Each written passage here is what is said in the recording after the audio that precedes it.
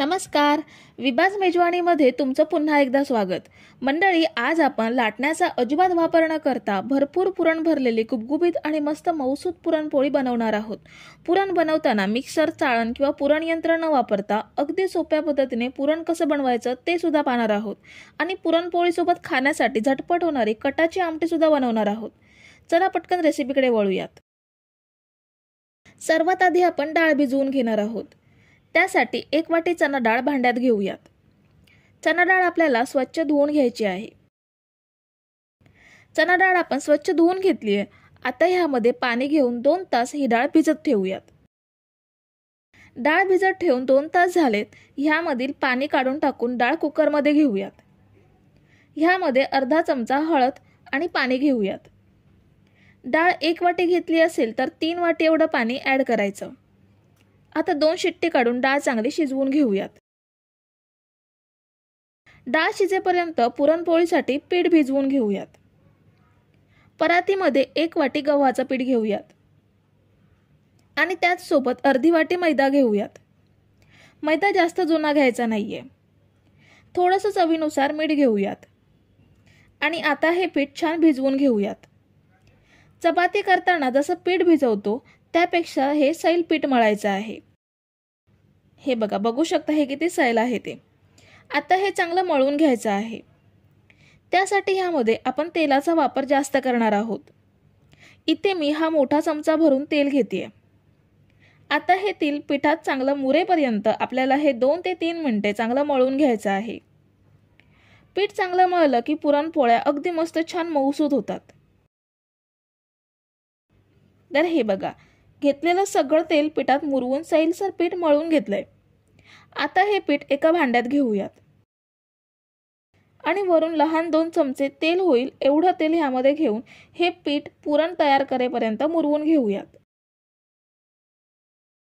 पीठ मळेपर्यंत आपली डाळ सुद्धा छान शिजली आहे. ही बघा, अगदी मस्त शिजली आहे. डाळ खूप जास्त लगदा होईपर्यंत शिजवायची नाही. डाळ खूप जास्त शिजवली की पुरण लवकर घट्ट होत नाही. आता ह्या डाळीमधलं पाणी चाळणीमधून वेगळं करून घेऊयात. चाळणीमधून गाळलं की डाळीमधील सगळं पाणी बाजूला होतं आणि पुरण घट्ट व्हायला जास्त वेळ लागत नाही. ह्या वेगळ्या केलेल्या डाळीच्या पाण्याची आपण चमचमीत कटाची आमटी सुद्धा बनवून घेणार आहोत. त्यासाठी ह्यामधील 1 चमचा डाळ पाण्यात काढून घेऊयात. आता गॅसवरती कढई ठेवली आहे. त्यामध्ये शिजवलेली डाळ घेऊयात. डाळ 1 वाटी होती त्याच वाटीने 1 वाटी गूळ घेऊयात. आता हा गूळ डाळीमध्ये मिक्स करून घेऊयात. गॅस आपला चालू आहे. मीडियम गॅसवरती हे पुरण आपल्याला बनवून घ्यायचं आहे. गूळ मिक्स केल्यावर गॅसच्या उष्णतेने आणि डाळीच्या ओलाव्याने तो नरम होतो. आता हा गूळ स्मॅशरने स्मॅश करायचा. गूळ नरम झाल्यावर अगदी पटापट स्मॅश होऊन तो लवकर विरघळतो आणि डाळीमध्ये छान एकजीव होतो. तर हे बघा, अगदी फटाफट आपला गूळ विरघळून स्मॅश झालाय. आपण कसलंही पुरण यंत्र, चाळण किंवा मिक्सर सुद्धा न वापरता कढईमध्येच मऊसूत पुरण तयार करून घेणार आहोत. सारखं सारखं स्मॅश करायची सुद्धा गरज लागत नाही. मध्ये 2 ते 3 वेळा असं स्मॅश करून घ्यायचं. अगदी काही मिनिटात असं छान स्मॅश झालंय आणि पुरण घट्ट सुद्धा होत आलंय. आता ह्यामध्ये अर्धा चमचा वेलची पावडर ॲड करूयात. तुम्ही आवडीनुसार जायफळ पावडरचा सुद्धा वापर करू शकता. वेलची पावडर मिक्स केल्यावर एकदा स्मॅश करून घेऊयात. हे बघा, अगदी मऊसूत आपलं पुरण तयार झालंय. कुठेही डाळ राहिली नाहीये. आता हे कढईपासून वेगळं होतंय, पण हे बरोबर घट्ट झालंय का ते कसं ओळखायचं? तर पुरण असं जवळ एकत्र करायचं आणि चमचा त्यामध्ये उभा करायचा. तो तसाच उभा राहिला आणि पडला नाही तर पुरण अगदी परफेक्ट बनलंय. हे बघा, चमचा पडत नाहीये. पुरण चांगलं घट्ट झालंय. आता हे थंड करून घेऊयात. थंड झाल्यावर हे अजून घट्ट होईल. पुरण थंड होईपर्यंत आपण कटाची आमटी बनवून घेऊयात. त्यासाठी अर्धी वाटी सुकं खोबरं पॅनमध्ये घेऊयात आणि हे छान भाजून घेऊयात. साधारण 2 मिनिटातच हे चांगलं भाजलं गेलंय. आता हे पॅनमधून काढून घेऊयात.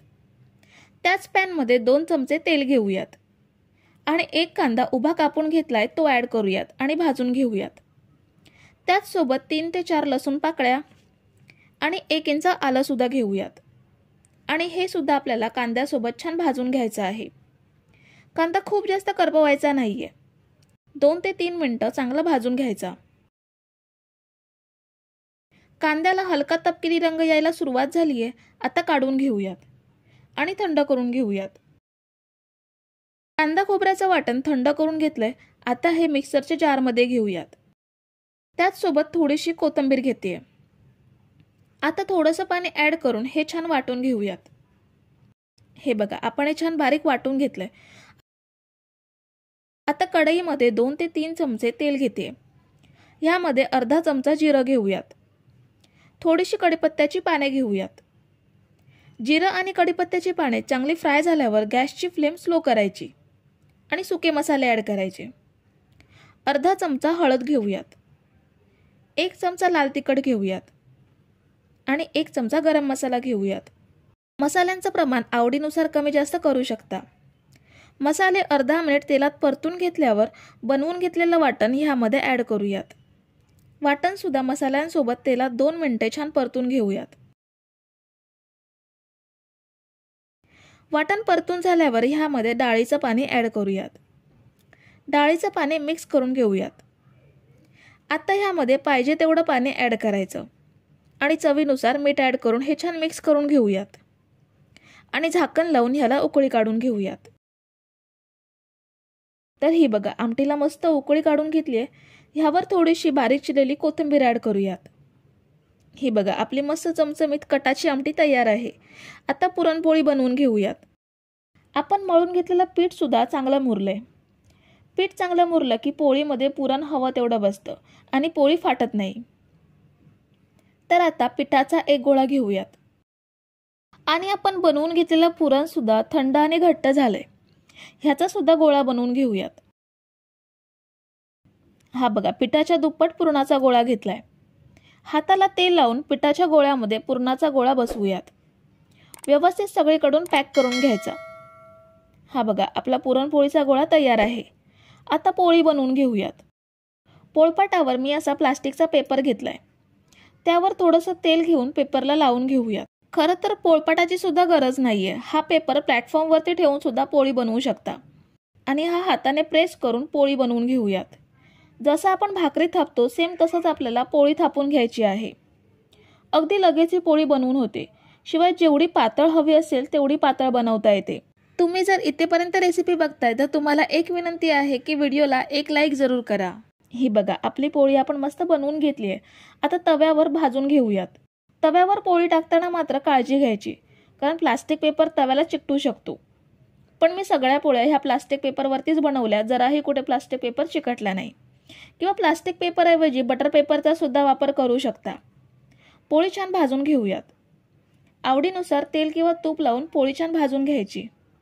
दोन्ही साईडने अगदी मस्त टम्म फुलली आहे. बाकीच्या पोळ्या पण अशाच बनवून घेऊयात.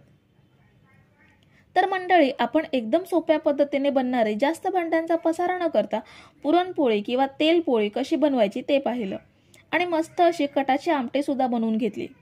मंडळी, तुम्हाला रेसिपी आवडली असेल तर व्हिडिओला लाईक करा. रेसिपी कशी वाटली हे कमेंट करून सांगा. चॅनलला सबस्क्राईब केलं नसेल तर पटकन सबस्क्राईब करून घ्या. थँक्यू.